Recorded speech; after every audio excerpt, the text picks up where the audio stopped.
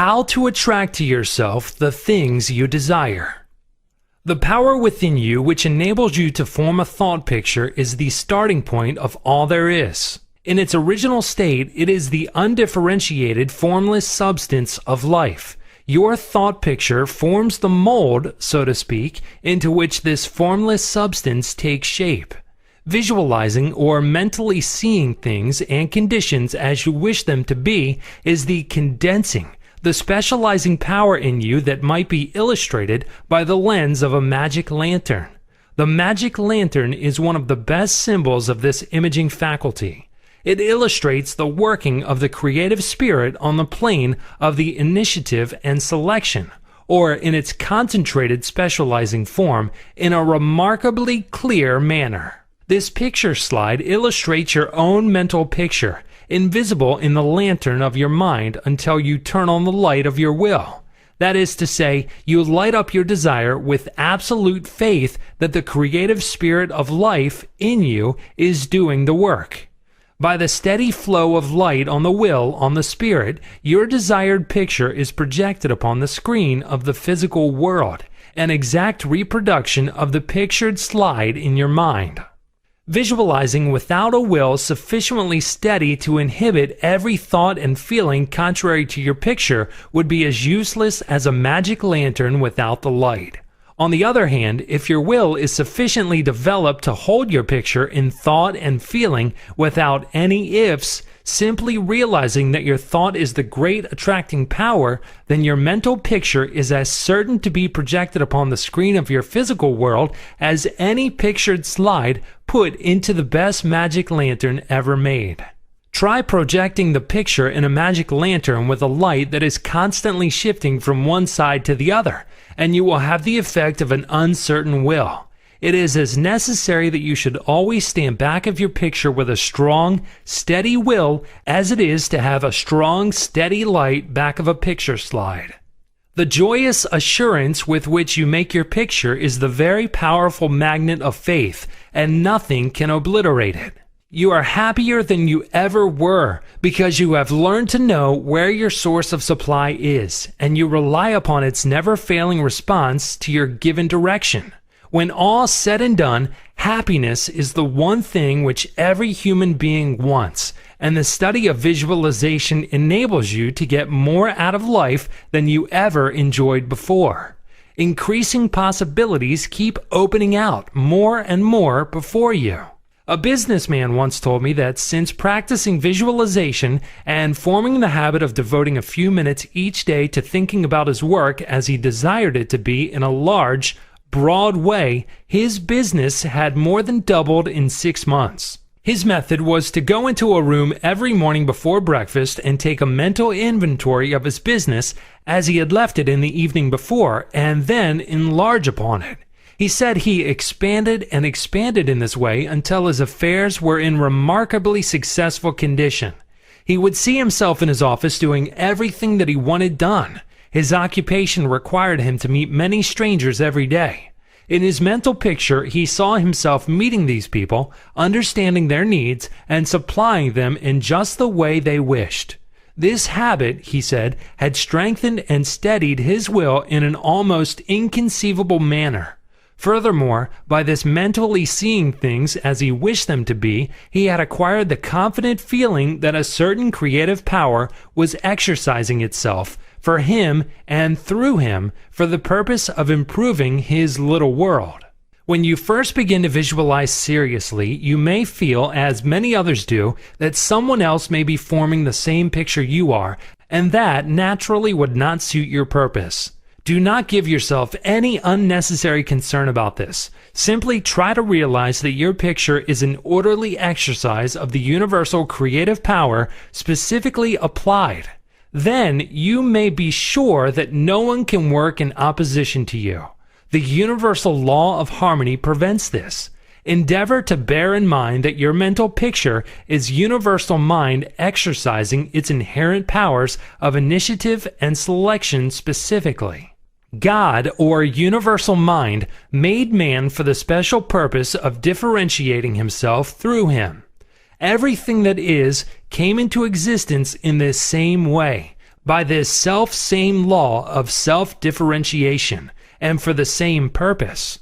First, the idea, the mental picture or the prototype of the thing, which is the thing itself in its incipiency or plastic form. The great architect of the universe contemplated himself as manifesting through his polar opposite, matter, and the idea expanded and projected itself until we have a world, many worlds. Many people ask, but why should we have a physical world at all? The answer is because it is the nature of originating substance to solidify, under directivity rather than activity, just as it is the nature of wax to harden when it becomes cold, or plaster of Paris to become firm and solid when exposed to the air. Your picture in this same divine substance in its fluent state taking shape through the individualized center of divine operation, your mind, and there is no power to prevent this combination of spiritual substance from becoming physical form. It is the nature of spirit to complete its work, and an idea is not complete until it is made for itself a vehicle. Nothing can prevent your picture from coming into concrete form except the same power that gave it birth, yourself. Suppose you wish to have a more orderly room. You look about your room, and the idea of order suggests boxes, closets, shelves, hooks, and so forth. The box, the closet, the hooks, all are concrete ideas of order, vehicles through which order and harmony suggest themselves. Relation between mental and physical form. Some persons feel that it is not quite proper to visualize for things. It's too material, they say. But material form is necessary for the self-recognition of spirit from the individual standpoint. And this is the means through which the creative process is carried forward.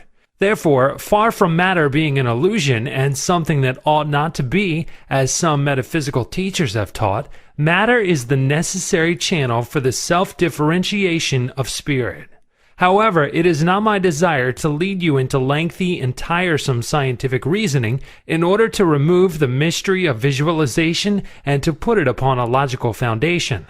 Naturally, each individual will do this in his own way. My only wish is to point out to you the smoothest way I know, which is the road on which Troward guides me. I feel sure you will conclude as I have, that the only mystery in connection with visualizing is the mystery of life taking form, governed by unchangeable and easily understood laws.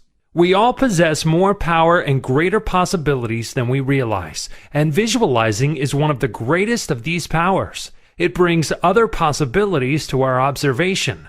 When we pause to think for a moment, we realize that for a cosmos to exist at all, it must be the outcome of a cosmic mind, which binds all individual minds to a certain generic unities of action, thereby producing all things as realities and nothing as illusions. If you will take this thought of Troward's and meditate upon it without prejudice, you will surely realize that concrete material form is an absolute necessity of the creative process. Also, that matter is not an illusion, but a necessary channel through which life differentiates itself. If you consider matter in its right order as the polar opposite to spirit, you will not find any antagonism between them.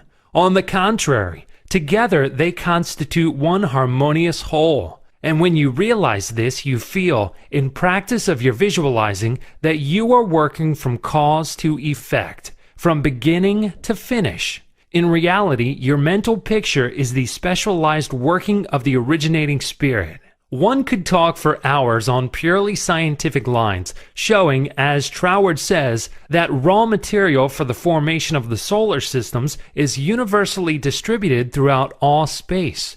Yet investigation shows that while the heavens are studded with millions of suns, there are spaces that show no signs of cosmic activity. This being true, there must be something which started cosmic activity in certain places, while passing over others in which the raw material was equally available. At first thought, one might attribute the development of cosmic energy to the etheric particles themselves. Upon investigation, however, we find this to be mathematically impossible in a medium which is equally distributed throughout space. for all its particles are in an equilibrium. Therefore, no one particle possesses in itself a greater power of originating motion than the other.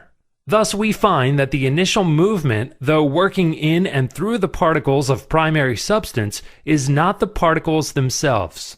It is this something we mean when we speak of spirit. The same power that brought universal substance into existence will bring your individual thought or mental picture into physical form. There is no difference of kind in the power. The only difference is the difference of scale. The power and substance themselves are the same. Only in working out your mental picture it has transferred its creative energy from the universal to the scale of the particular, and is working in the same unfailing manner from its specific center, your mind.